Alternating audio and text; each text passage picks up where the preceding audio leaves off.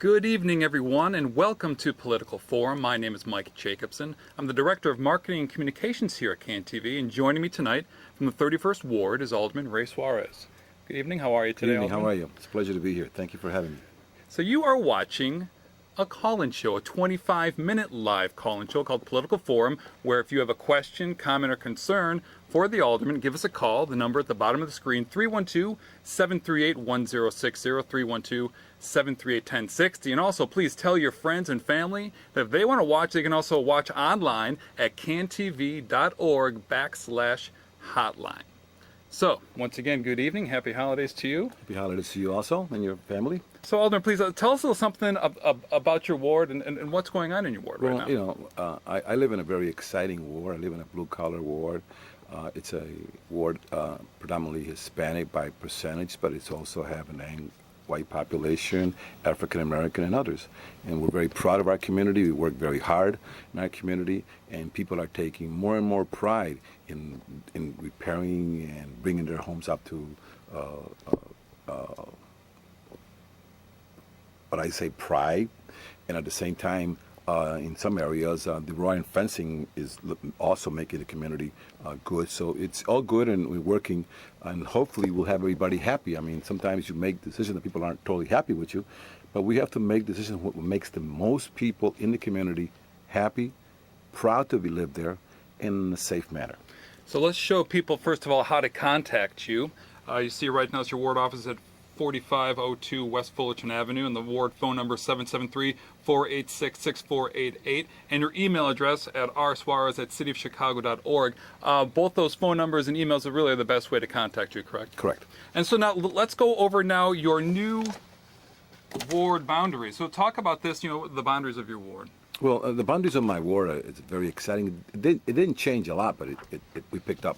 So we say that Fullerton Avenue is my southern boundary, and then we go to Central Park from approximately, let's say, Long, and then we go up north, and east of Pulaski, we go to Belmont in some areas, and we take part of Diversey from Ridgeway going up west, and then north on Cicero, we go to Fletcher, and to try to make it easier, we'll take the block up to LeClaire, and then come up south again, and from Belmont, we go up 2 blocks, and then we pick up everything west of Belmont to Major, and that's basically the 31st Ward.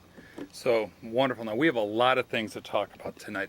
First, let's talk about something that's really one of the things, well, the many things that's near and dear to your heart, and it's education. Yes. There's a lot of things going on in your ward. There's a lot of dollars that you've put into your ward in terms of education. Actually, I have another slide over to show people how you've put in $140 million in education in your ward. So let's talk about what's going on. Well, the $140 million has come in since I've been the alderman of the 31st Ward. But I'm very proud to say that right at the present time, on this new map, I have 2 high schools and 3 grammar schools. And I am so excited that I was the alderman that was instrumental in bringing the new North Grand High School into our community. And the new North Grand High School was about a $60 million project. Actually, let's show that right next here. So we'll put that up right here. And the new North Grand High School is a very modern high school, a school that it's set for about 1,100 children. And we started with that school with first year, second year, third year, and fourth year. So it took 4 years to bring it up to the 4th year, and we gradually did it. And it's a great, modern, exciting new school. And I wish I would have had a high school of this magnitude when I was going to school. Sounds good. So it looks like we have our first caller of the night. Caller, are you there? Yes, I am. I'd like to thank the Alderman for voting for the minimum wage increase, and I was curious, when will that take effect?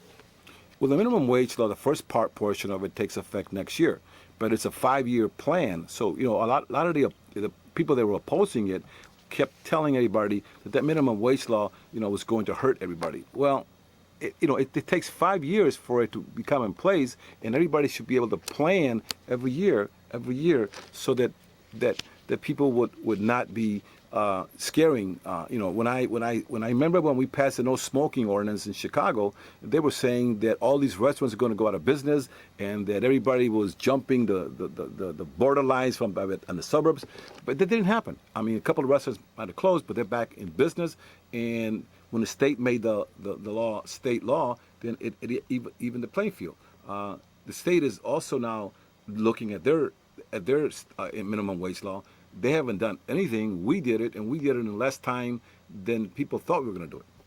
So to go a little further on this topic about minimum wage, what's it going to do for the families? Well, at $13 an hour is going to make, and you work the year at full time, that's $26,000 a year.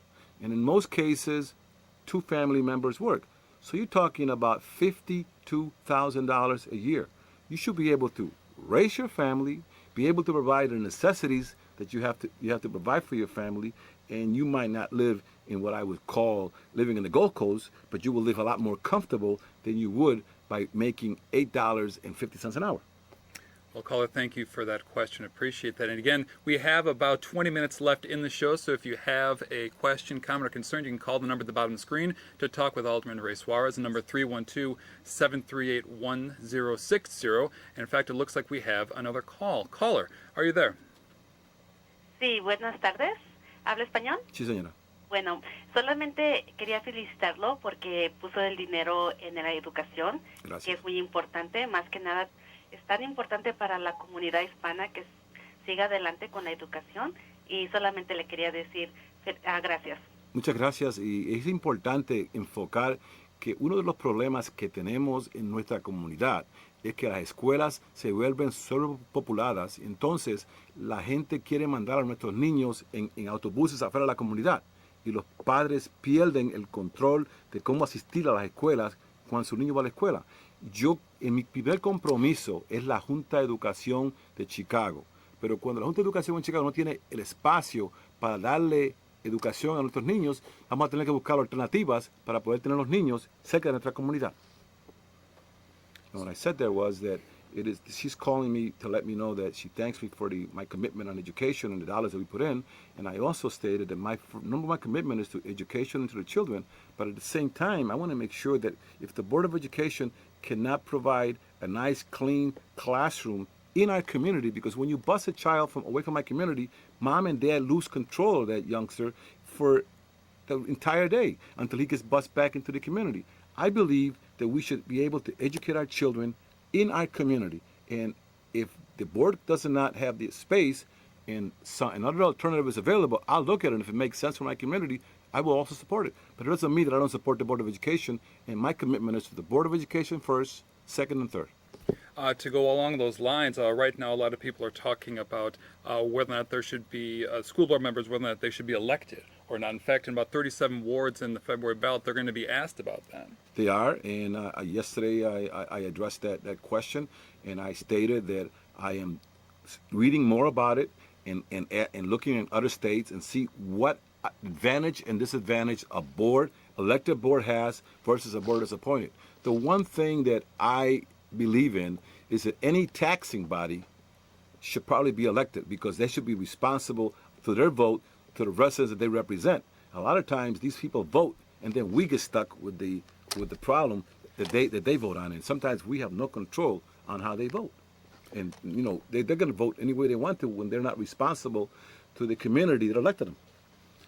Wonderful. So we've had 2 callers so far already, one talking about minimum wage, the other one talking about education. What do you want to talk about? The number's at the bottom of the screen, 312-738-1060, and ask Alderman Suarez your question.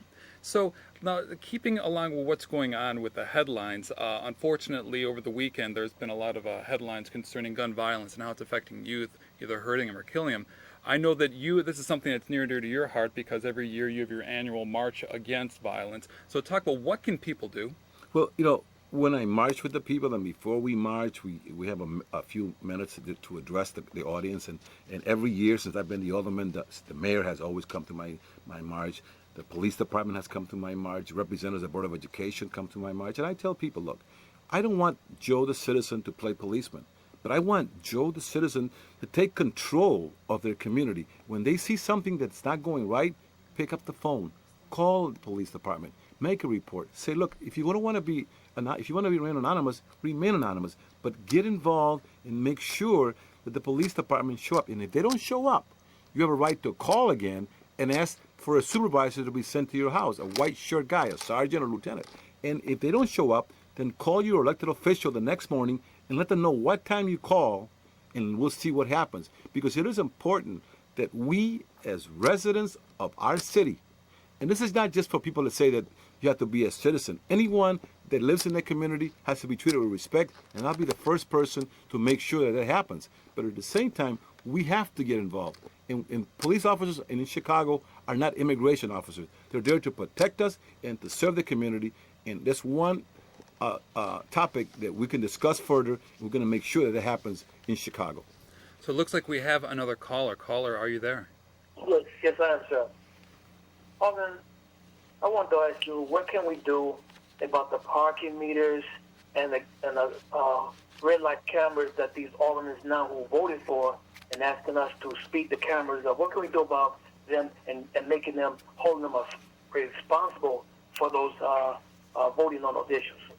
Well, I appreciate the phone call. They've been doing all kinds of studies about the parking meter deal. They haven't found a way out of this deal to get out of this because don't forget they gave the city of Chicago $2 billion. The red light cameras are being looked at.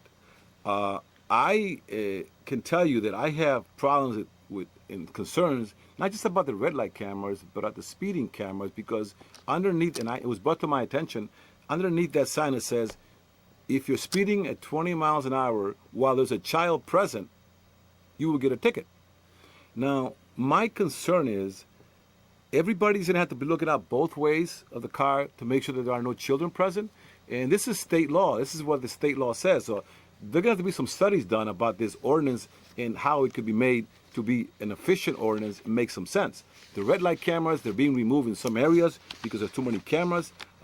There's going to be a report made soon on red light cameras. I have not seen it yet. Tomorrow we have a meeting.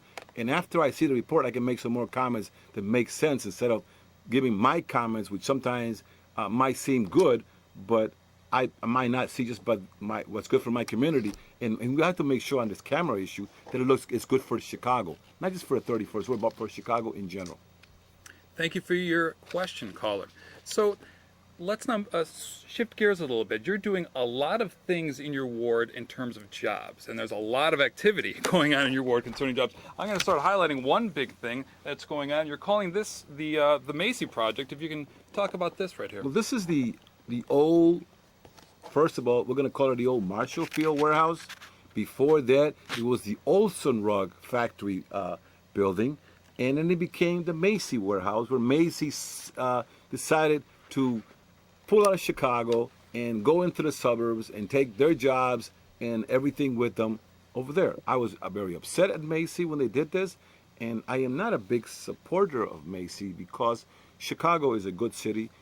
Chicago has great employees, and a lot of the people around that area live and were supportive of the people that ran that building for many years. Now, they came in, they decided to move out. We have to respect that. But now finally, this last summer, a group of 3 investors bought the building, and we've been working on it back and forth, where we finally reached an agreement. Macy will bring the Macy project will bring 1,000 new jobs into our community. 1,000 new jobs on phase 1. That building will be 60% industrial warehousing and industrial manufacturing. It'll have 84 work-live units, apartments in that building, which will be able to give people that want to work and live in their place, like lawyers, accountants, artists, whoever wants to live there and rent one of those units can do that. It'll also have a data center up on top of the 6th floor. It'll also bring a full-line grocery store. And when I say a full-line grocery store, we mean a store that has a nice fresh vegetable area, a nice deli, and a nice variety of other amenities that are not being offered today by a lot of these large grocers to be able to offer to the residents of my community. That's phase 1. It'll also have a restaurant, and it'll have indoor parking. Now, phase 2 of that project is the south parking lots on Diversey from Pulaski to the railroad track.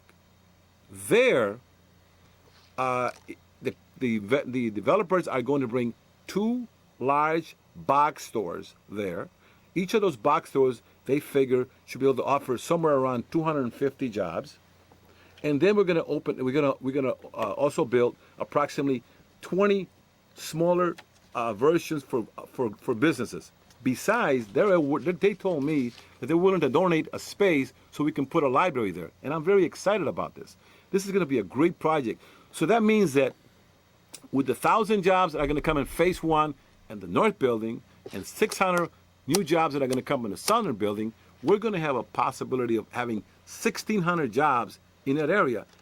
And I say to people, there are 1,600 jobs that are going to be offered to residents in my community, but they're not guaranteed just for my community. They're guaranteed of people in that area in Chicago who come and apply for them. And I would hope that a good portion of those jobs are given to residents of the 31st Ward. I'm going to be biased about that. Sounds like we have another caller. Caller, are you there? Oh, dropped right out. We have another caller on the line. Caller, are you there? Yes, I am.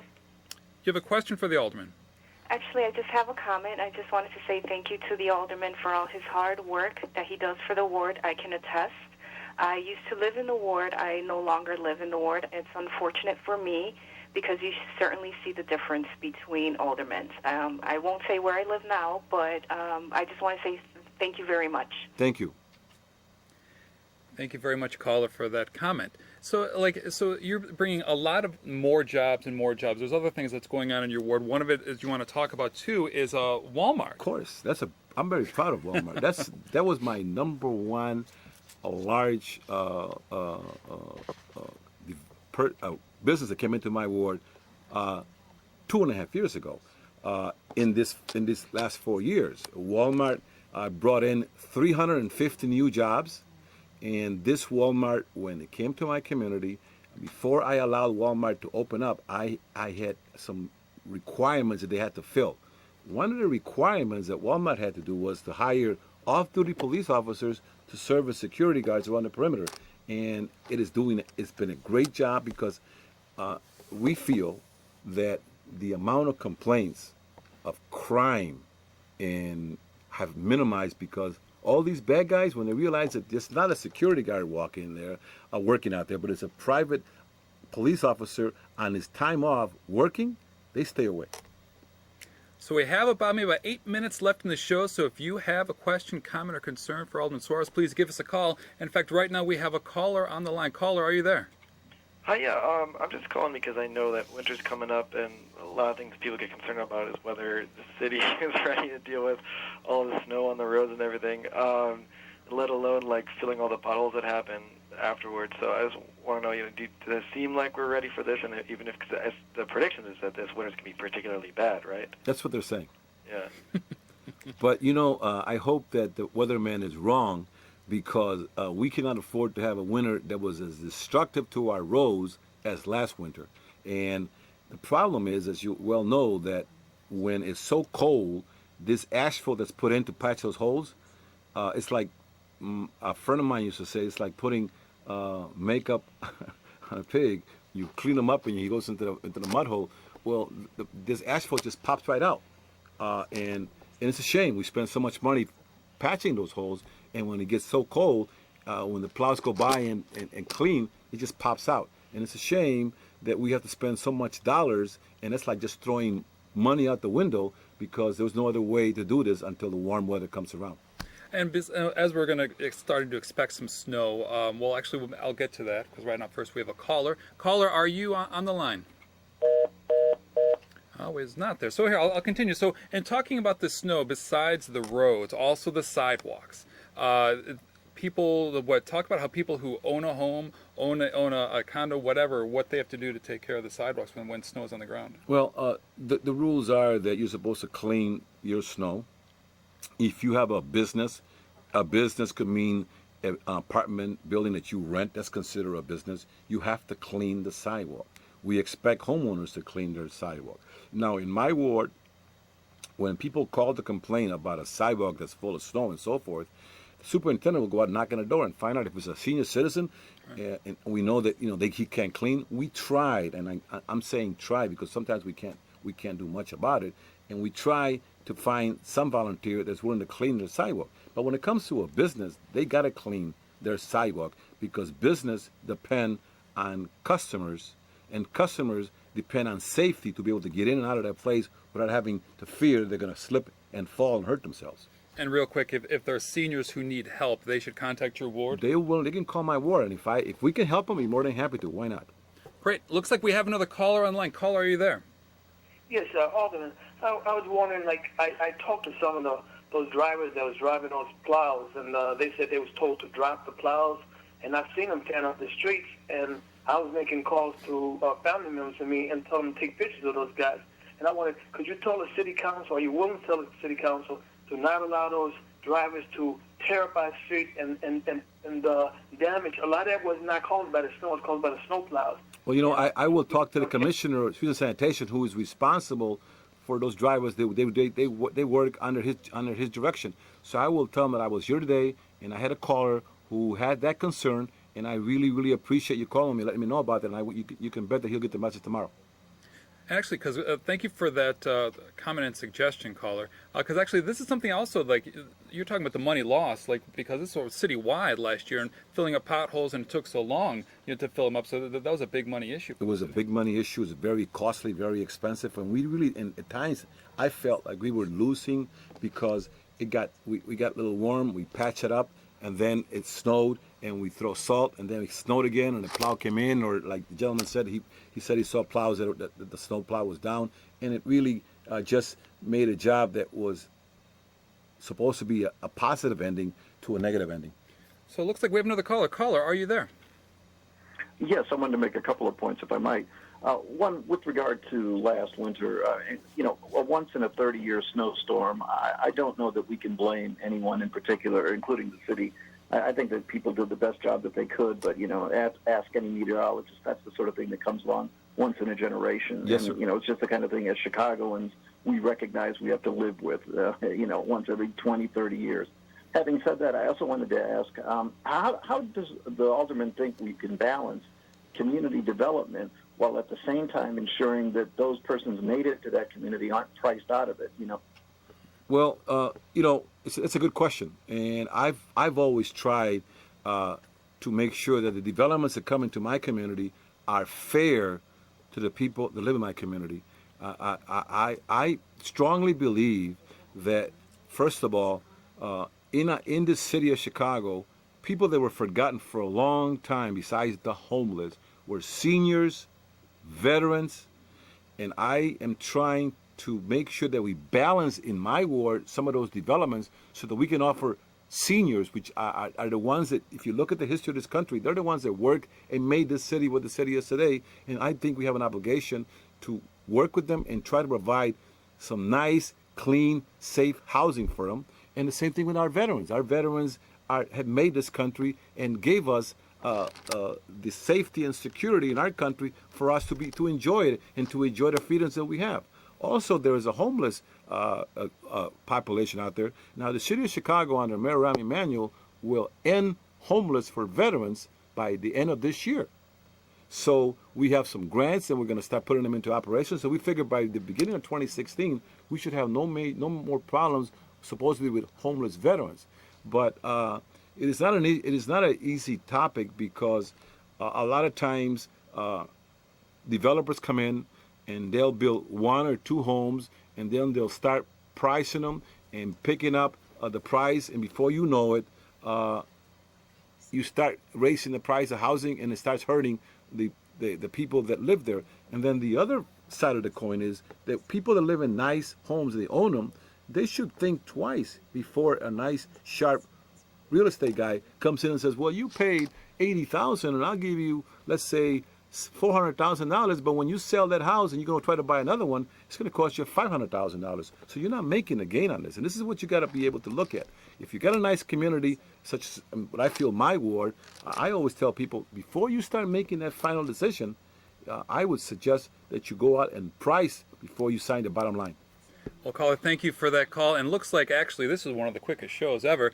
We got to wrap up. But first of all, before I wrap up, I just want to thank you, Alderman, for being such a strong supporter for KNTV and putting the public and the public's needs first. We're very appreciative of that. Thank you, and I am very proud to work with CanTV and make sure that this vehicle stays safe, because this is one way that minorities and poor people can get their message into the community by people like, I'm going to say, like CanTV. CanTV does a wonderful job for Chicago, and I will be there to protect CanTV's rights and make sure that they always stay healthy, because without their help, we're going to be in trouble. Thank you again, Alderman, and happy holidays to Happy you. holidays to you. Thank you, Sylvia, for being on the phone, and happy holidays to all of you. Thank you for watching Political Forum. We'll be back on in the new year on January 7th, where 10th Ward Alderman John Pope will be our guest. Have a good night, everyone, and we'll see you next year.